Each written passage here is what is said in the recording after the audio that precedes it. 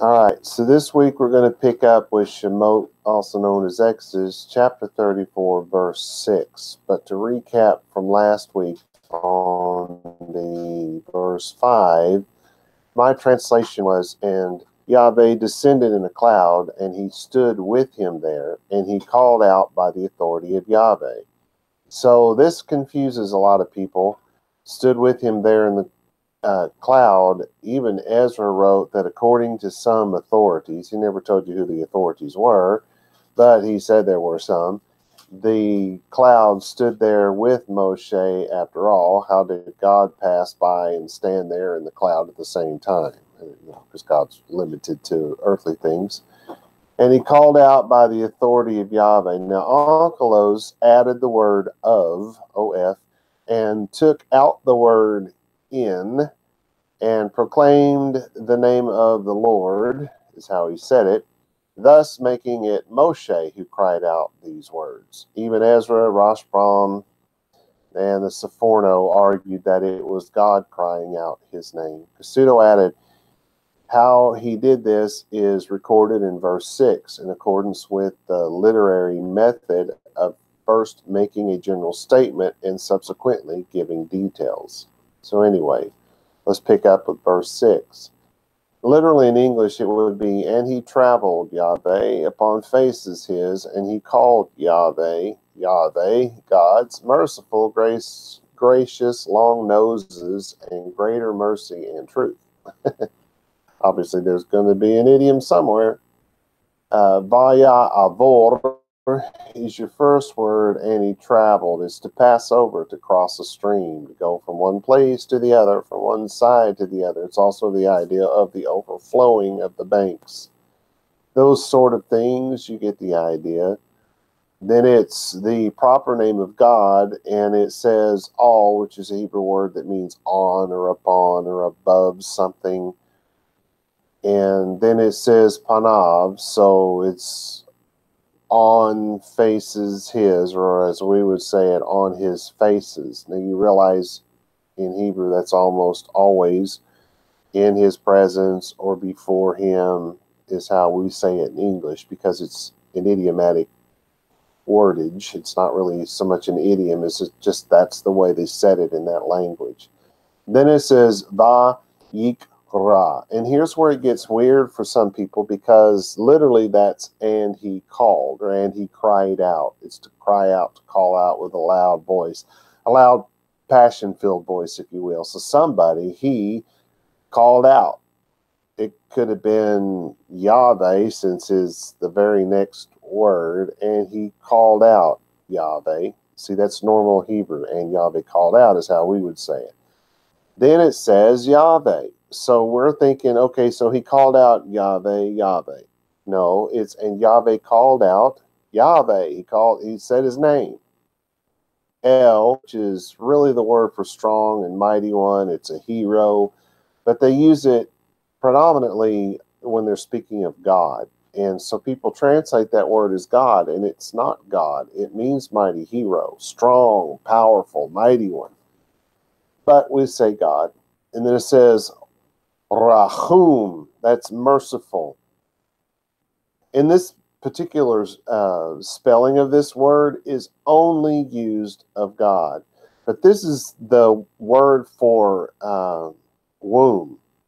It's the deepest, most innermost part of anyone, right? And it's the reason why they use this word for mercy, because it comes up from the depths of the soul, if you will. Then it says Vechanun, which we have gracious, merciful, benignant. How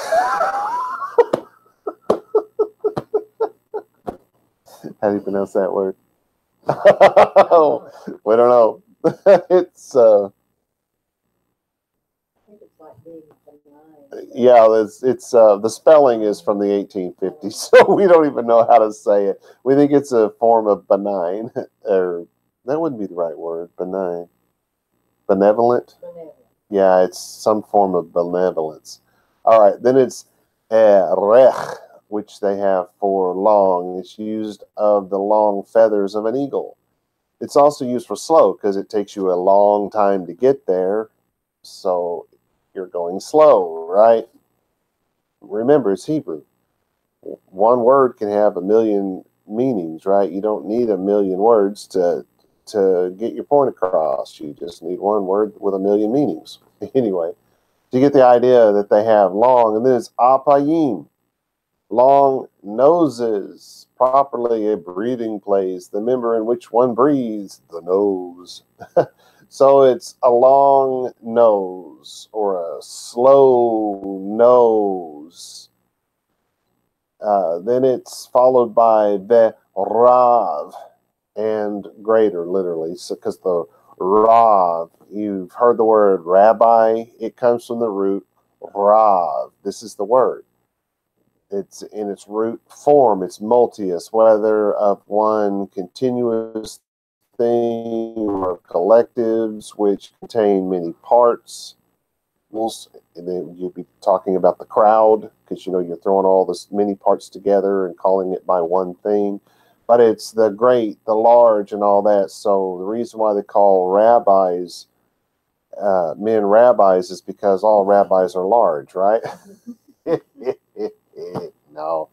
Talmud calls Rav a doctor, an excellent teacher of the magnitude of his education. In other words, he has a lot of education, so they call him a great one. Very literally is what rabbi is. You're saying my great one. Then chesed is your next word, and this is the normal word for mercy, desire, intense. In a good sense, it's zeal toward anyone, love, kindness, that kind of thing. And that's followed by the emet. You ever heard of Emmitt Smith? His name is a Hebrew word, right? It's Emmet, and it's a common Hebrew name as well, and it means truth. But it's a firmness and stability. They even say perpetuity because the truth lives on forever, right? So you get the idea. The translation then, and remember, there's going to be idiom. Thank you. And he passed before him. There's upon faces he. And he passed upon faces he means, and he passed before him. And I have this really wrong. And Yahweh called out. El Yahweh, or Yahweh El. It doesn't really make any difference which way he says it. Either way, it means the same thing. It means that Yahweh called out. And when he did, he told everybody, basically, I am Yahweh, the mighty hero. That's literally what's being said. So, and he passed before him, and Yahweh called out, Yahweh, the mighty hero, merciful, gracious, slow to anger. Remember the long noses? Slow to anger is what you say long noses means you're slow to anger. Slow to anger and abundant in kindness and truth. Once again, and he passed before him, that's Yahweh passing before Moshe, and he passed before him, and Yahweh called out, Yahweh El. I am Yahweh, the mighty hero, merciful, gracious, slow to anger, and abundant in kindness and truth. Of the words, God's name being said twice, from verses 6 and 7, a Jewish tradition evolved which gives God 13 attributes, and it is taught that we should incorporate these attributes into our prayers. There is, of course, no agreement as to what the 13 attributes are. What we can derive from this verse is 1, merciful, 2, gracious, 3, slow to anger, 4, abundant in kindness, 5, abundant in truth. All right. Of the word gracious, even Ezra said, to help those who have fallen but cannot rise. Isn't that a little like saying, help, I've fallen and I can't get up?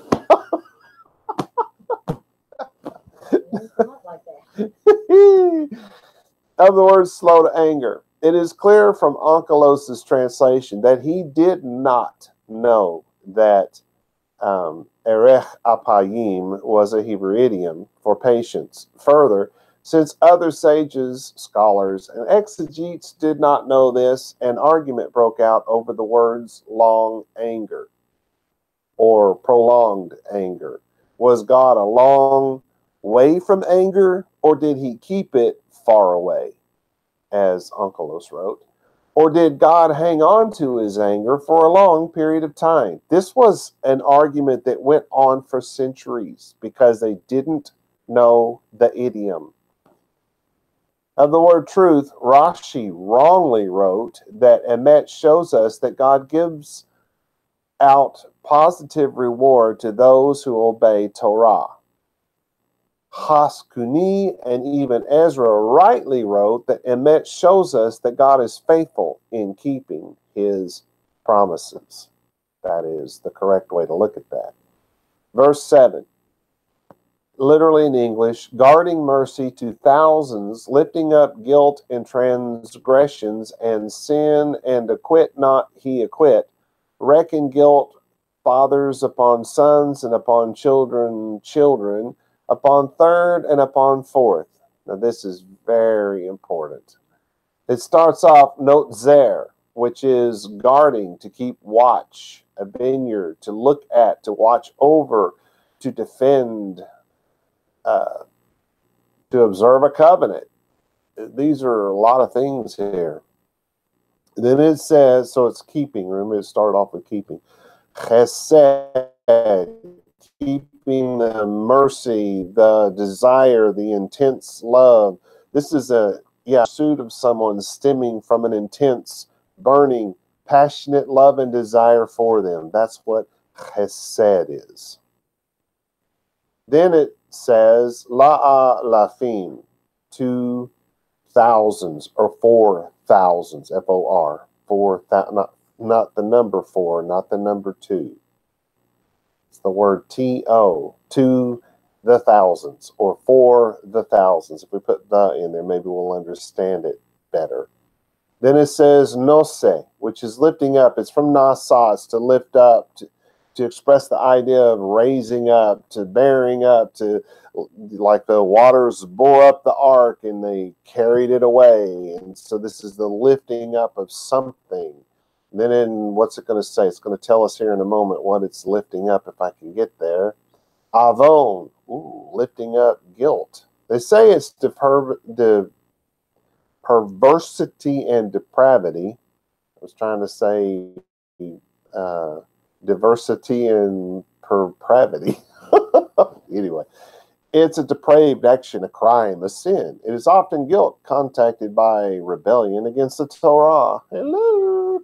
Since sin is transgression against the Torah, by the way, perversity is to use something in a manner for which it was not intended. So if my wife asked me to hang a picture on the wall, I can't find my hammer, I grab my trusty screwdriver, I turn it around backwards, grab my little nail, and bang, bang, bang, knock it in. You get the job done, right? But what I did was pervert the use of the screwdriver. It wasn't meant to be a hammer. That's what they mean by it's to use something in a manner for which it was not intended. Then it says vafesha, which is and transgression. It's defection, rebellion, a fault, a trespass, especially Torah rebellion, transgression against God, used of the penalty of transgression, used of sacrifice for Torah rebellion, used in a lot of different ways. It'll all come together here in a minute. Then it says vehata'a, that's and sin, to sin, which is to wander from or stumble in Torah observance, to stumble in the way, to wander from the way. It's to stumble. The way is Torah observance, so it's to stumble in your Torah observance, which is also called the path of righteousness, those kind of things. It's to become liable to a penalty or forfeiture of something by rebelling against the Torah. And we come around to this quite often, but it's the one Christian verse that I think every Jew in the world needs to memorize. 1 John chapter 3, verse 4. Everyone who commits sin is also in rebellion of the Torah, because sin is Torah rebellion. It sums up sin in a single sentence. It tells you what sin is and what it is not. in a single sentence. All of these ideas about, well, it's to wander, to err from the mark. It's like a archer missing the mark. You know, he was aiming and it just kind of went off to the right a little bit, and all this nonsense that you read in these lexicons, when the truth is right here. This rabbi put it in a really succinct single sentence. Everyone who commits sin is also in rebellion of the Torah, because sin is Torah, rebellion. So if the Torah tells you to do something and you don't, you are in sin. If the Torah tells you not to do something and you do it, you are in sin. Even if the oral law says, well, in these cases we don't follow the written. It's right here, written by a Jewish rabbi, a very famous one, by the way. It was Yochanan who wrote this, very famous one. He said that if you went against the Torah, so it didn't matter to him whether you were trying to follow the oral tradition or not. It was in full swing in his time. He said if you went against the written, and most likely because Jews were beginning to do this, if you went against the written, you were living in sin. You had committed a sin, because the Torah is the foundation, not the oral law. The oral law was set up by the Jewish people in order to help us not break the written. But eventually, over time, it became a way out of obedience to God. And so this man was seeing that trend. He was seeing those things happen in his lifetime. And he said, you know what? Everyone who commits sin is also in rebellion of the Torah. You know why? Because sin is Torah, rebellion. And the other thing I always add is it does not make any difference how offended you are by it. It doesn't make any difference how horrible you think it is. If the Torah does not call it sin, it is not sin. It's that plain and simple. And he did it in a single sentence.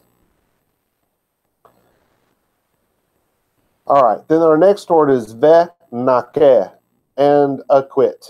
Let's see, so it's sin and these and acquit, to be pure, to sprinkle water of purifying properly, to purge, to offer a libation. Then it says lo, so not acquit, not going to do it. Then it says nakeh, he acquit. Acquit, he will not acquit. Got it? He won't sprinkle the waters of purification. Poked, that's the next word. That's to reckon, to strike upon or against any person or thing. Hence, in a good sense, to go to any person or thing, to visit, to inquire as to their welfare. This does not seem like the right explanation for this word.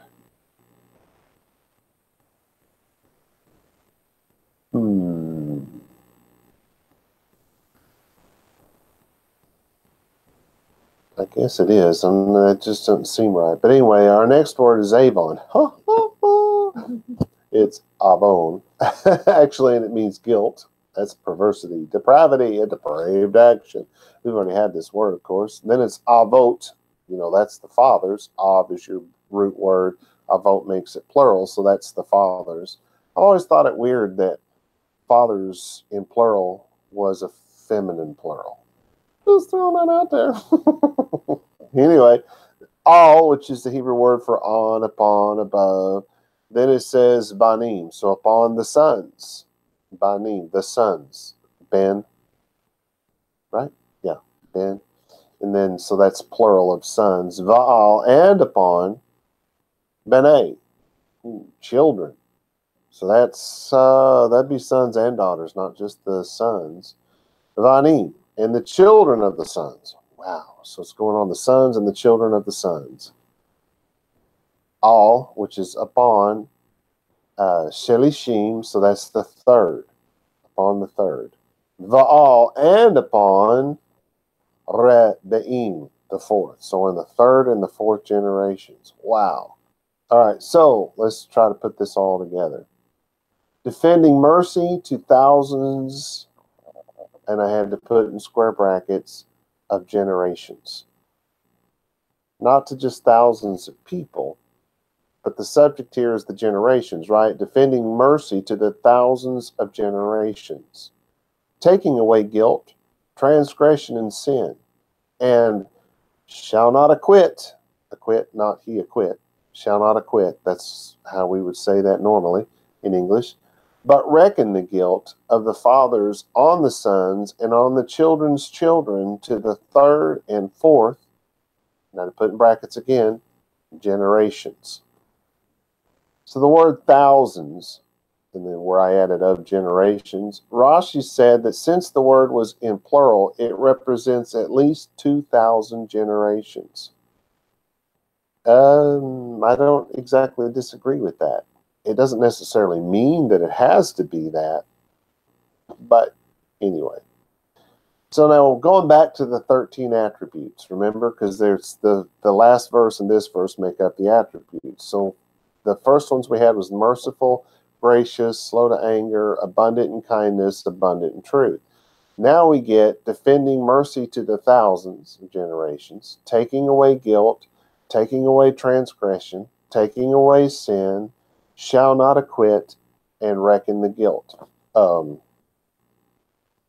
We're too shy of a load here. I'm just saying, Kasuto divided the same 11 attributes that I found into 7.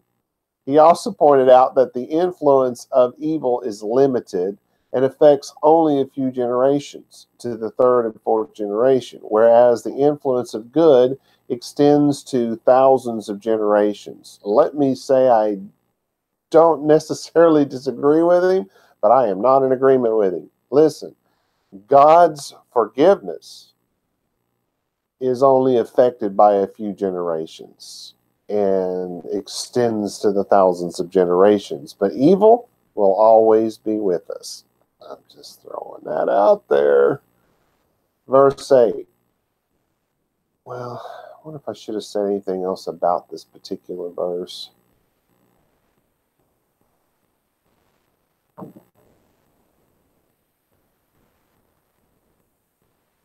There's, there are a couple of other verses in our book that are almost identical to this. And one or two of them actually add to those who love him.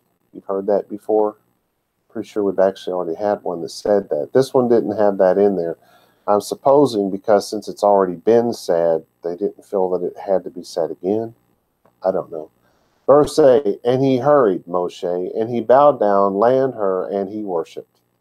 So it's Vaya Maher, and he hurried. It's to hasten, to be quick, skillful in any art or business, to be diligent, acute-minded. And he was in a hurry. Who was? Moshe. Vayi, cold. And he bowed down. It's to cleave, to bow down, hence to incline oneself out of honor and reverence. Arzah. That's Eretz. There's your word, land her, literally. So it's just land in feminine. It's the land, the earth, the dirt, the ground. Vayish tahu, and he worshipped. This word is in Heat Pa'el. It is to prostrate. It is face down, horizontal, level to the ground. Oneself before one out of, to do this to oneself before somebody else in honor. Those who use this mode of salutation fell on their knees and touched the ground with their forehead. I know that we now, in our world today, tend more to think of people bowing down and touching their head to the ground as something that the Muslims did. But you have to understand the Muslims came long after the Jews, long after. The Muslim religion did not exist until the 600s AD. There was no part of that existed before then. The Jews go back thousands of years, so beyond that. So they were the ones that did this. How early on they started, we don't know. Some say it was for sure, at the time of Babylon, because they described Daniel as doing that in our book. But it may have existed way before that, because this is something we think goes as far back as Mesopotamia. which actually predates even the Jews. So it's probably just a very old practice from the East. Anyway, the translation. And Moshe hastily bowed down to the ground and worshipped. That's what they mean. You know, for you to know what he did, you need to know that he pressed his head to the ground. But what he's doing is worshiping, right? So that's an idiom. Verse 9. And he said, If now find me grace in eyes you, Lord my, go now, Lord my, in midst us, for people he stiff-necked, and pardon you to iniquity us, and to sin us, and acquire you us. Now remember, we've gone back to the point where God has told him that he's not going to go with them, right? Now you remember in Hebrew, what happens is you get the overview first, and then you get the details later. So although we've already seen that God has agreed to go, he's not asking God to go again. It's just that we're getting the details now. This is very common in Hebrew literary style. I think I said it that right. So it starts off, Ba Yomer, and he said. So remember, we're switching gears. Isn't that what happens when we get there? Im, if na, the word na means now. So if now, ma zati, if now I have found, I have attained, I have arrived at, if I have finally done stuff well enough, God, that I deserve something. How well has that worked for Moshe so far? I'm just throwing it out there. It hasn't worked for him yet. Now, God did say in our last chapter that the people had found favor in his eyes, but he has never once actually said Moshe. I know it kind of seems that way in the English translation, but you can't back it up with the Hebrew. So he's like, hell, now, if I've finally done something good enough, man, if I found chen, that's another word for grace. It's a different word than what we've had. It's favor, it's goodwill, to find favor in the eyes of someone, which, of course, we had this word in the last chapter. But here we go again. He's still trying to figure out, what do I got to do to be good enough? And by the way, there's nothing you can do to be good enough. It's never going to happen. Give it up. Just live your life. Just live according to the path. Because what we're trying to do is get in. We're not trying to be worthy. We're just trying to be obedient. That's all God's asking of any of us. Just be obedient. It's not about being worthy. But Moshe has apparently not figured that out so far. So if I found grace, be'enecha, in your eyes, ayin, the eyes, so it's enecha, be'enecha, in your eyes, right? Adonai, my Lord. It's Lord, it's Master, it's a possessor, it's an owner. And by the way, it doesn't matter who you are. It's okay to be owned by God. It's okay for him to be the possessor of your soul. In fact, it's very, very much something you should hope for. He created you. He owns you. I'm just throwing that out there. Then it says, so if I found any grace in your eyes, yelech. That's to go, to walk, to go along the boundaries. And that idea comes from, you see the path that animals walk on. They always have this worn path in the ground. It's never very wide, right? And so if you walk on that path, you're basically within the boundaries of that path, you know, and when you stray off into the woods and stuff, you're off the path. So there's this idea of boundaries that goes along with that. These are the boundaries, of course, when we're talking about living according to God's law and pleasing God, then we live within the boundaries of his Torah. Then it says na, which is the Hebrew word for now again. Adonai, now my Lord.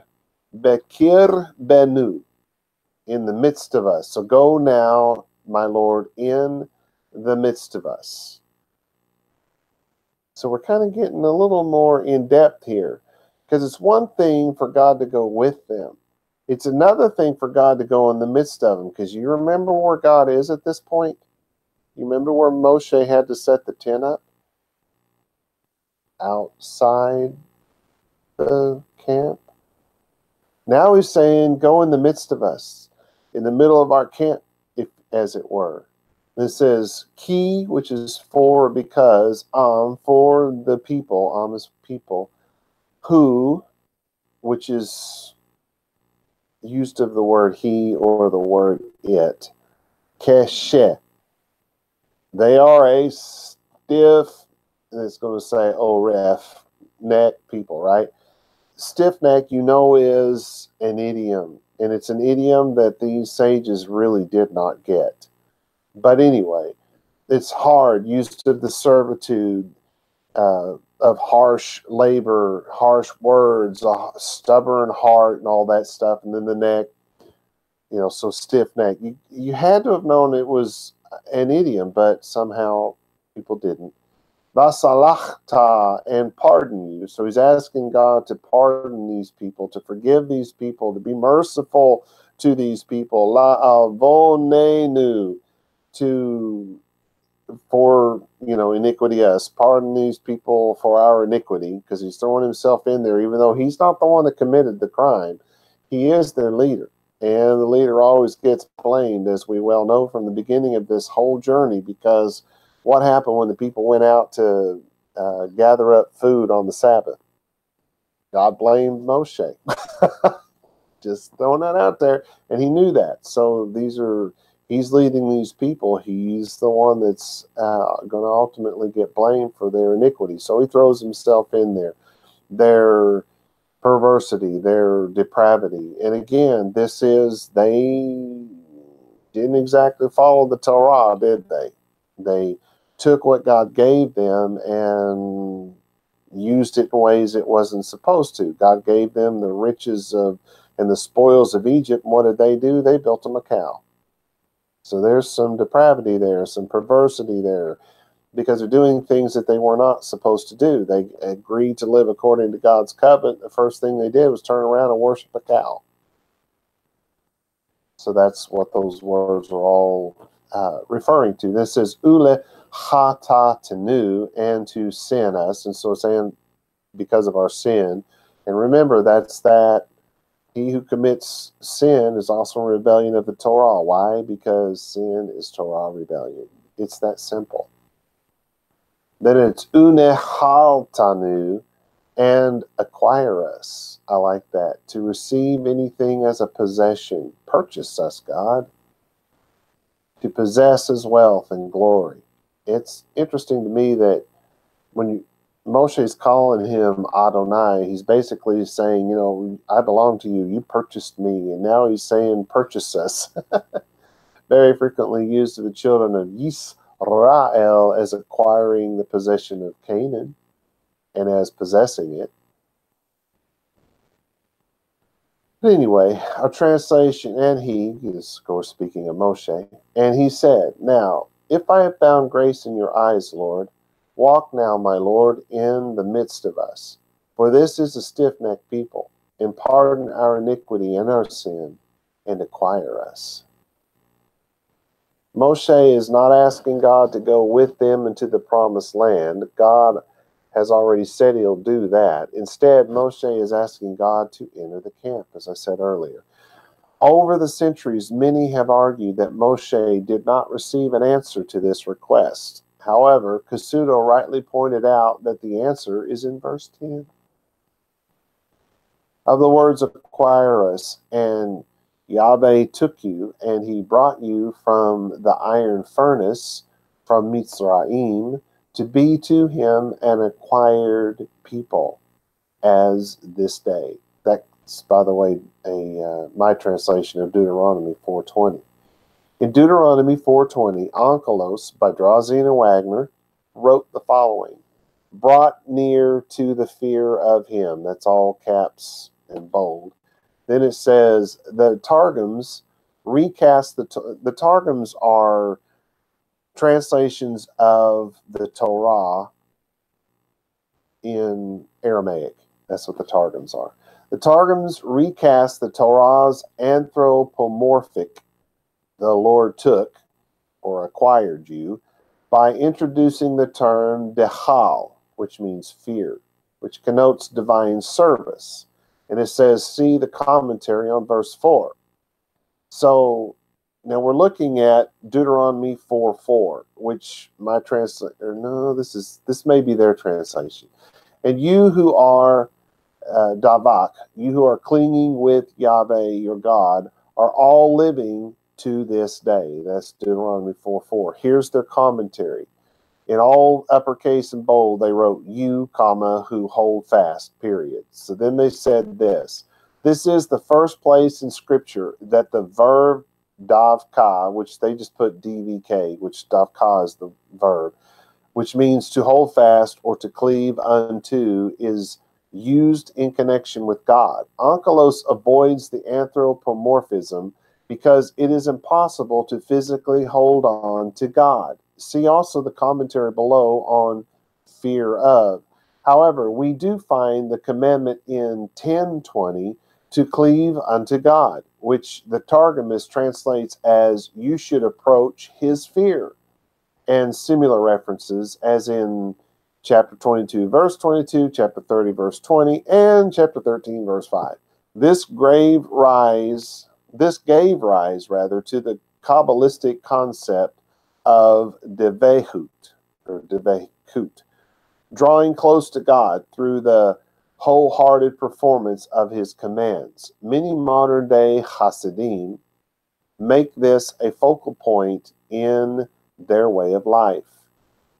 Of the words, it is impossible to physically hold on to God. That was their words, the Drauzine and Wagner, not mine.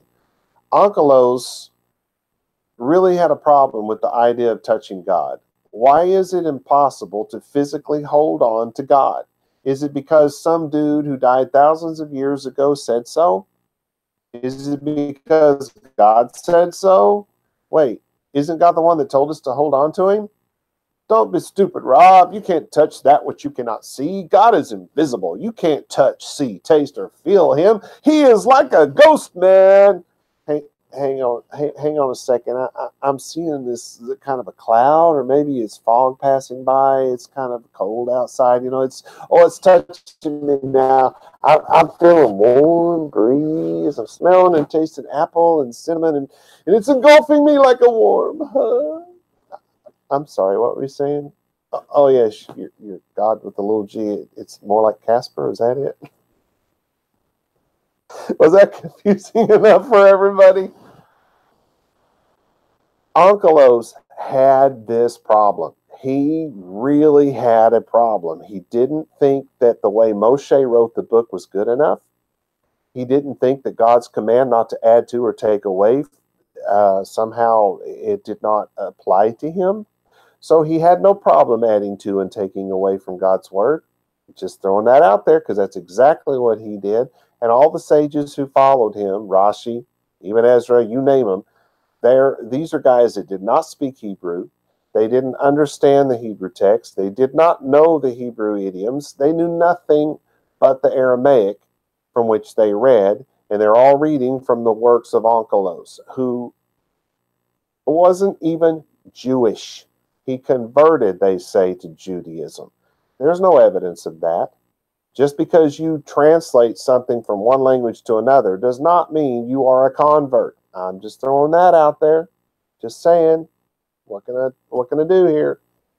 So it bothers me that this man who knew nothing about Judaism is suddenly the expert because he translated something into another language and obviously knew nothing about Judaism. Nothing.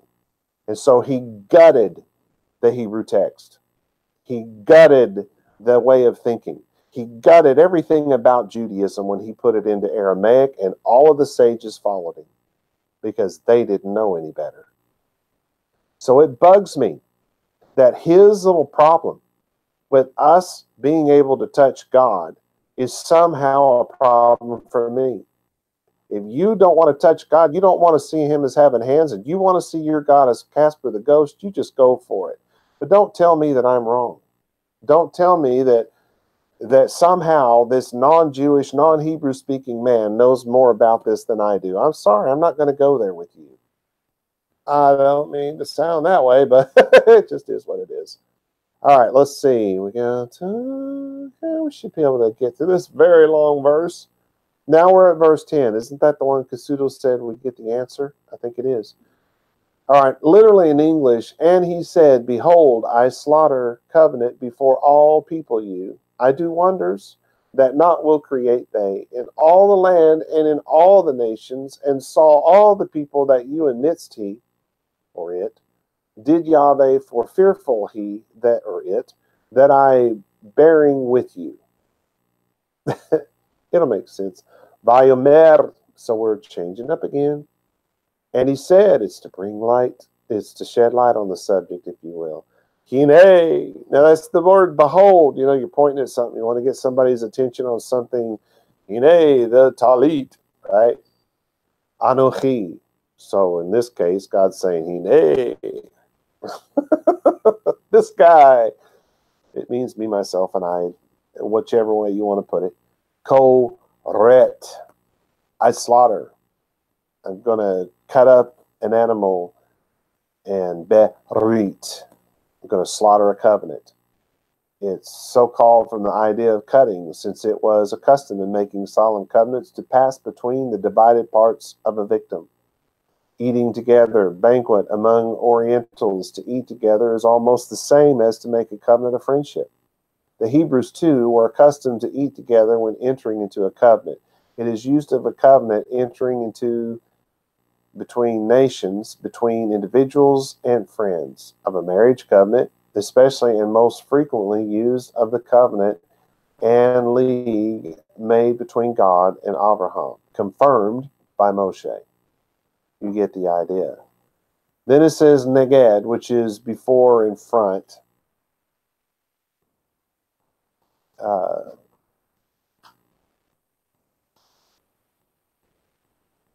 Then it says kol amcha, before all people you, before all you people. Eseh, I do. It's to labor, to work about, to make, to manufacture, to produce something. So God's going to do something with his own power. Ni felaot, wonders. I'm going to manufacture. I'm going to fabricate. I'm going to create wonders. The primary signification of separating, to cleave, to cut up, to sever, to separate, to remove, to make singular, distinguished. That's a weird thing to say about that. But anyway, asher, that, lo, which is not, ni vereu.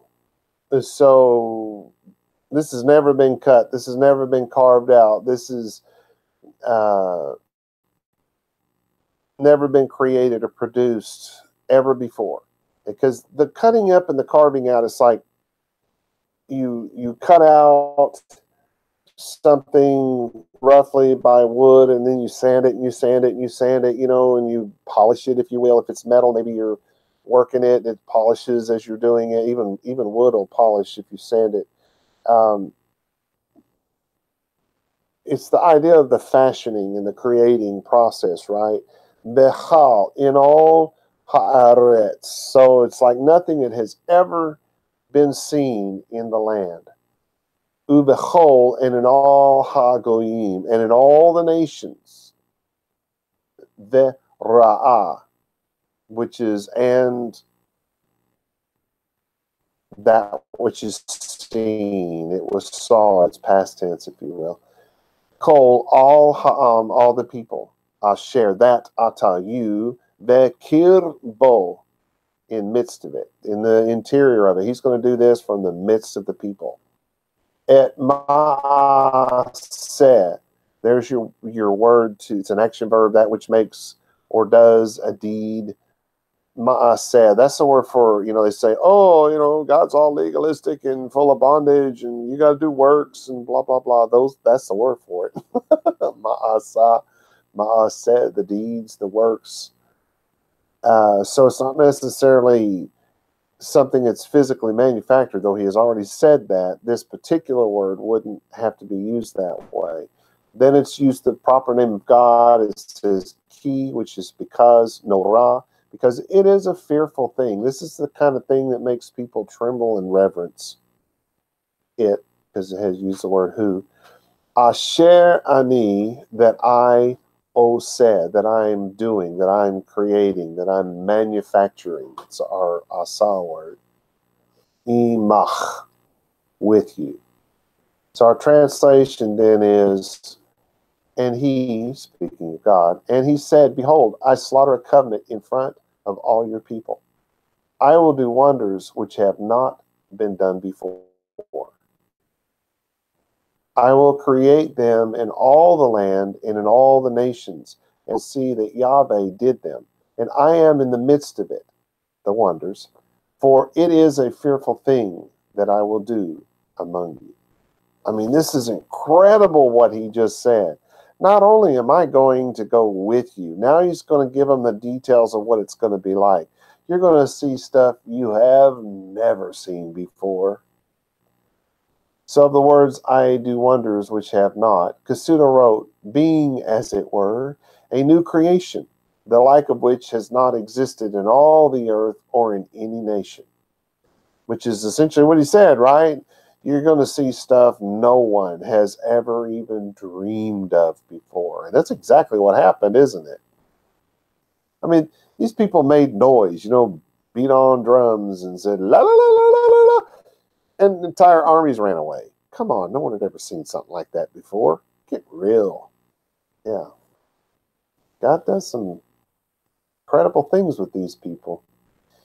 All right, so we'll go to 11. I think we've got enough time for that. Literally, it's keep to you that I command you the day, behold me, drive out from faces you the Emori and the Kenaani and the Chiti and the Perizi and the Chivi and the Yebusi. This one's not going to take long, is it? Shemur, and keep, to watch, to guard, to it's of the man tending to his guarding. It's to keep a covenant. I'm going to keep lecha to you, et asher, that anochi, that I metzalcha. I'm going to keep that which I commanded you, set up, to constitute. Hayom, this day. Kini, behold me. This guy. That's God doing that, not me. Goresh, I will drive out, to thrust out, to expel. It's not saying that he's going to go murderize people. He's just going to send them on down the road. Mipanecha, from before your faces. I'm going to send them on down the road right in front of you. Et ha-emori, as they're called, Amorites, and the Canaanites, and the Hittites, the parasites, the chick bites, and the tigger bites. Okay. It does say parasite, Hivite or Hivite, the Jebusites, in English. So it's keep that which I have commanded you this day. Behold, I will drive out from before. That's an important distinction here. Keep that which I have commanded you this day. What's going to happen if they don't keep that which he commanded them this day? But he's just throwing that out there. Keep that which I have commanded you this day. I will drive out from before you, from before your faces, the Emori, the Kenaani, the Chiti, the Perizi, Chivi, and the Yebusi. So he's going to run all those people out right in front of your face.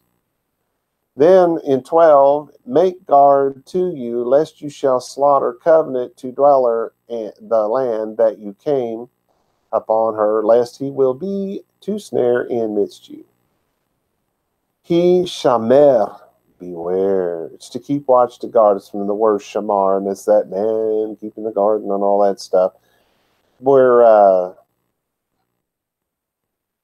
it's probably he feel or he pile. I'm not sure. It's beware. It's anyway, the word means beware in the way it's being used here. Lecha, to you.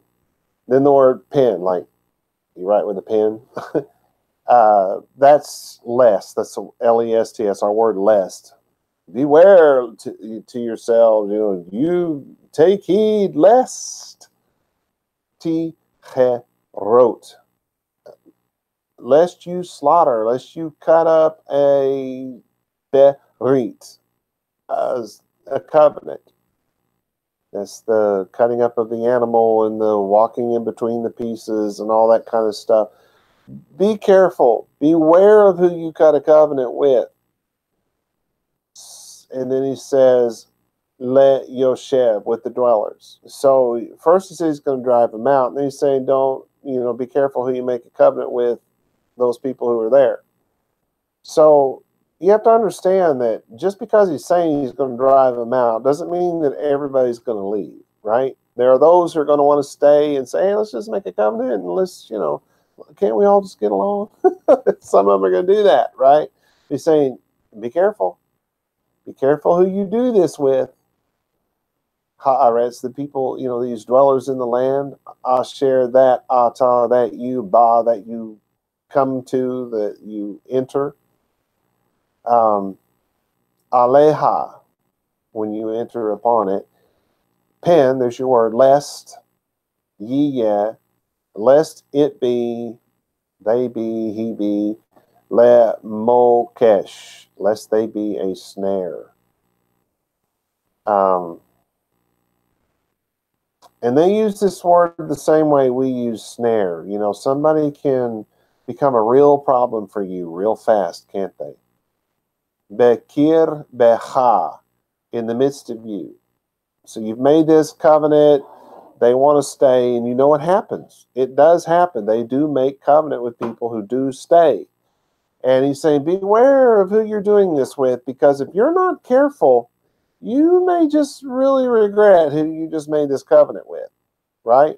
So your translation is, beware, lest you slaughter a covenant with dwellers of the land whom you come upon, lest they become a snare in the midst of you. It is not saying that they could not make covenants with people who could be a bad influence. It is saying that they should not make covenants that will give these people the opportunity to be a bad influence. A proper understanding of this verse could have saved the Jewish nation from at least some of the bad things that have happened over the years. A proper understanding of this verse tells us that we can, in fact, make deals with non-Jewish people, companies, and nations. We are only being cautioned to keep the whole Torah in mind when making a deal with those who do not follow our religion, beliefs, and practices. Because if we don't pay attention, the time will come when our friendship with the world will mean more to us than our obedience to our God and his laws. Shalom, shalom, y'all.